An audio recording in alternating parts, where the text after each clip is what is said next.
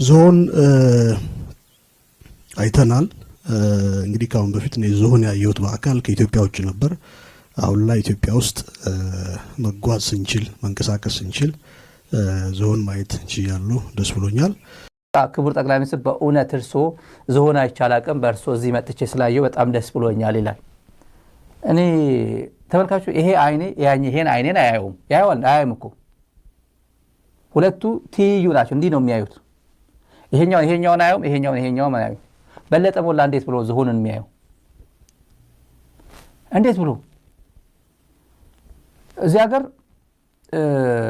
እንስሳ ለማየት ገንዘብ ይከፈላል። አንዳንድ ልጆቻችን እኮ ወደ ገጠር እንሄዳለን በግ አመት በዓል የሆነ በግ ስንገዛ ወይ ፍየል ስንገዛ ልጆቻችን ይዘን እንሄዳለንና በግ ሲያዩ ይበረግጋሉ። ለምሳሌ የኔ ልጆች ለምሳሌ ዶሮ ምናምን አይተው አያውቁም። ይበረግጋሉ የሆነ ነገር ካዩ በግ ምናምን ስለማያውቁ እና በቲቪ ነው የሚያውቁት። አህያ ምናምን በቲቪ፣ ዝሆን በቲቪ የሆነ ነገር በቲቪ በፎቶግራፍ ይሄ ዝሆን ነው። ይሄም ቲዮሬቲካሊ ያውቁታል በፎቶ። በአካል ደግሞ በቃ ከውሻ በስተቀር የሚቀርቡት ነገር የለም።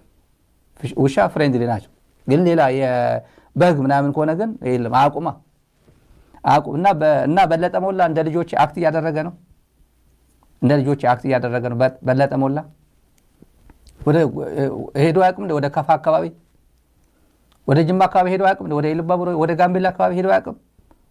ምዕራብ ትግራይ ያለው ይሄ የዝሆን ጥርስ እያለ ደመቀ ዘውዱ እየጨረሳቸው ያለው የምዕራብ ትግራይ ዝሆኖች ጉዳይስ በሄደበት ማንም ሰው ይሄ አዲስ ነገር ነው በበለጠ እድሜ ኢትዮጵያን ያውቃት ማለት እኮ ነው ይሄ ሰውዬ። ወይስ ለማስመሰል ነው? በእውነት ይሄ ካቢኔ ምን አይነት ሰዎችን አብይ ይዞ እየቀጠቀጠ እያስተዳደረ እንዳለ ማሳየው። በእውነት እኔ ዝሆን አይቻላቅም። ውጭ ሀገር ሄጄ ነው ዝሆን ያየሁት። ውጭ ሀገር ሄደ አውስትራሊያ ሄደ ለምሳሌ ካንጋሮ ታያለ። ብቸኛ ካንጋሮ ያለበት ሀገር አውስትራሊያ ነው። በታሪክም እናውቀዋለን፣ በእንትንም እናውቀዋለን። እንደዚህ ነገሮች አሉ።